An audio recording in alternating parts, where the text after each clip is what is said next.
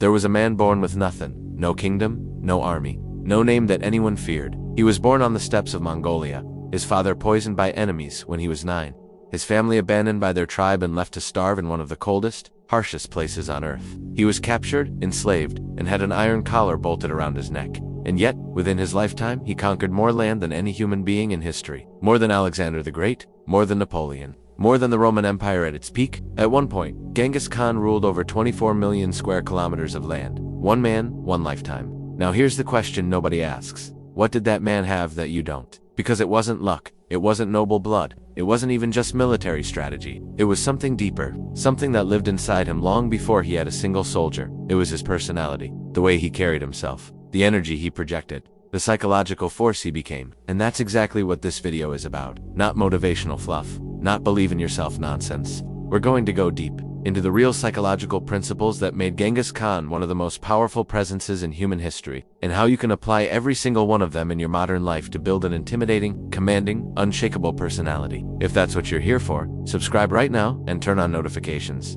because this channel is dedicated to giving you the kind of knowledge they never teach in school. Let's get into it. Most people misunderstand what an intimidating personality actually is. They think it means being loud, being aggressive, talking over people, acting tough. That's not intimidation, that's insecurity in a costume. Real intimidation is silence that makes people nervous. It's stillness that commands attention. It's the kind of presence that walks into a room and shifts the energy without saying a single word. Genghis Khan understood this at a level that most modern people never will. Here's your first lesson, and it's going to hurt some of you. You are not intimidating because you talk too much. Think about the most powerful people you've ever been around. Did they ramble? Did they over-explain themselves? Did they justify their decisions to you? No. They spoke when it mattered and were silent when it didn't. That silence wasn't emptiness, it was weight. Every word they said carried more power because they didn't waste words. Genghis Khan was famously described by those who met him as a man of few words. His generals feared his silences more than his rage. When he looked at you and said nothing, you didn't know if you were about to be promoted or executed. That uncertainty, that psychological unpredictability, is one of the most powerful tools a human being can use. Here's how you apply this starting today. Stop filling silence. When someone asks you a question, pause before you answer. Not because you don't know, but because you're not in a rush. Because your words are valuable. Because you answer on your timeline, not theirs. Practice sitting in silence during conversations without flinching. Most people are terrified of silence. They'll rush to fill it. Let them. You just watch. That alone will make you the most powerful person in most rooms. Now let's talk about something even more fundamental. The thing that actually built Genghis Khan's power before he had a single soldier. He built loyalty that went beyond logic. When Genghis Khan was a young man, before he became a conqueror, he made a decision that almost nobody makes. He treated the people around him as if they were already worth dying for. Not when it was convenient, when it was costly. One of the most documented moments in his early life. His wife Bert was kidnapped by the Merket tribe. Most men in that era, especially men of low status with no army, would have accepted it, would have moved on, would have told themselves they had no choice. Genghis Khan spent years building alliances, calling in every favor, and eventually launched a full military campaign, just to get her back. Not for land, not for gold, for one person he loved, and the men who saw that, they would have walked into fire for him. This is the second lesson. Powerful people make powerful commitments and they keep them. You want people to respect you, to be loyal to you, to fear losing you, then you have to be someone worth being loyal to. Not just nice, not just generous, genuinely consistent. When you say you'll do something, you do it. When you care about someone, they know it through your actions, not your words. When you set a standard, you live by it even when it costs you. Most people's personalities are weak because they are inconsistent. They're confident on good days and desperate on bad days. They set standards and then abandon them when they get lonely or bored.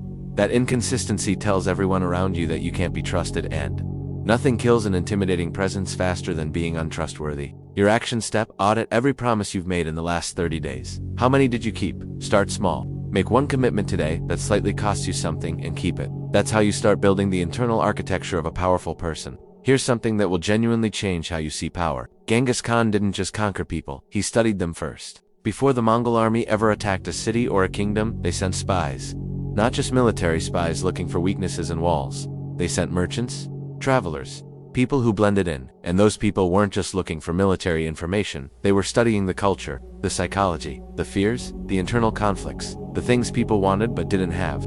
Genghis Khan would then weaponize all of it. He'd send messages to cities saying, "Surrender and your people will live. Your culture will be preserved. Your merchants will be protected." And he actually kept that promise to those who surrendered. To those who resisted, he was devastating. But the point is, he knew what people wanted to hear because he'd studied them. This is emotional and social intelligence at the highest level, and it is the third principle. Powerful. Intimidating people are not just physically imposing. They are deeply observant. They understand people. They listen more than they talk, not because they're passive, but because information is power. When you understand what someone fears, what they want, what they're insecure about, you will never feel powerless in their presence. Here's how to develop this. In every conversation you have this week, make it your goal to leave knowing more about the other person than they know about you. Ask one real question, then actually listen, not to respond, to understand. Over time, you will develop an almost uncomfortable level of insight into people, and that insight will give you a calm confidence that others can't explain but can absolutely feel. Let's talk about fear, because this is where most people get it completely wrong. People think that being intimidating means making people afraid of you. That is surface level, and it's wrong. Making people afraid of you through threats or aggression is the weakest form of power, because the moment you can't back up the threat, the fear disappears, and so does your power. What Genghis Khan created was something different. He created a reputation so large that cities surrendered before the army even arrived. There are documented cases of fortified cities with 200,000 people opening their gates to a Mongol force of 20,000 simply because of what they'd heard. The reputation did the work. The psychology did the work. That is the fourth principle. Build a reputation that arrives before you do. And your reputation is built by one thing and one thing only: what you actually do when nobody's watching. It's built by the standard you hold yourself to in private, the work you put in when you're tired, the integrity you keep when lying would be easier, the discipline you maintain when comfort is available. In the modern world, your reputation is your professional track record, your word. The stories people tell about you when you're not in the room are those stories about someone who delivers, someone who's reliable, someone who raises the level of every room they enter. Or are they about someone who has potential but never quite follows through? Start doing things in private that you'd be proud for the world to see. Not for them, for you. Because the person who has nothing to hide carries themselves completely differently from the person who does. That difference in energy, that openness, that ease, that is deeply intimidating to people who are hiding things. Now, I want to give you something that almost nobody talks about, and it's the thing that I believe was the deepest secret of Genghis Khan's power. He had an absolute relationship with consequences. What I mean is this: Genghis Khan never made idle threats. Not once. Whatever he said would happen, happened. If he said a city would be spared, it was spared. If he said a city would be destroyed, it was destroyed. Completely and without exception. His word was law, not because he declared it, but because reality proved it over and over again. This created something in the minds of everyone around him: certainty. And certainty in a world full of unpredictable people is terrifying. Because most people, when they issue a threat or make a promise, there's wiggle room, there's negotiation, there's a maybe. With Genghis Khan, there was no maybe. And that absoluteness is what made him psychologically overwhelming. The fifth principle is this: mean what you say and say what you mean completely. Every time. If you tell someone there will be a consequence for their actions, and then there isn't, you've just told them you're not serious. You've just handed them power over you. Every time you don't follow through on something, you've set a standard, a consequence, a commitment. You are training the people around you to not take you seriously. This is incredibly uncomfortable to apply in real life. It means sometimes you have to follow through on things that are hard. It means sometimes you have to walk away from people or situations when it would be easier to stay. But the payoff is that after a period of time, people in your life will feel the weight of your words in a way they never did before. Let's talk about the body, because your physical presence is not separate from your personality. It is an expression of it. The Mongols were not the biggest warriors in the world. The armies they defeated often had larger, physically more imposing soldiers. What the Mongol warriors had was something different. They had a posture of absolute certainty.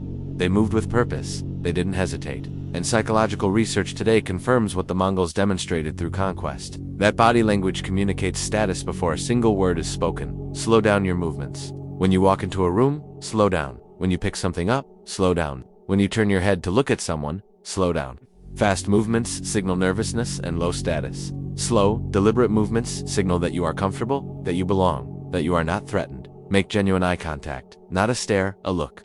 The look that says, I see you clearly, and I'm not looking away, because I'm not afraid of what I see. Most people have weak eye contact because they've been conditioned to be agreeable and small. Break that habit. Take up space. Sit with your shoulders back and your arms relaxed, not tucked in. Don't make yourself small in spaces where you have every right to exist fully. And here's the one most people skip: get in shape. Not for aesthetics, for psychology. The discipline required to build and maintain a strong body carries over into every area of your life. And a person who has conquered their own body, who wakes up every day and does hard things voluntarily, carries themselves with a baseline level of self-respect that is immediately felt by everyone around them. The last principle, and it's the most important one: Genghis Khan started with nothing and built an empire because he had an unbreakable identity. Not an identity that depended on other people's approval, Not an identity that needed validation or recognition, an identity that was built from the inside out, from his values, his vision, his standards, and his willingness to suffer for them. When he was enslaved with an iron collar, he didn't become a slave in his mind. When his tribe abandoned him, he didn't become an abandoned man in his mind. He remained, internally, exactly who he was going to become. And eventually, reality had no choice but to catch up. This is the real secret, not a tactic, not a trick. An identity so solid that circumstances cannot shake it. Most people have identities that are entirely built from the outside. They feel powerful when they get compliments. They feel worthless when they get criticized. They feel confident when things are going well and fall apart when they're not. That is not a personality. That is a reflection of your circumstances. And a reflection has no power of its own. Building an unshakable identity means defining who you are, your values, your standards, your code, and living by them regardless of how the world responds. It means deciding what you stand for and standing for it when it costs you. It means being willing to be misunderstood, disliked, or even alone rather than compromise the core of who you are. That is what Genghis Khan had.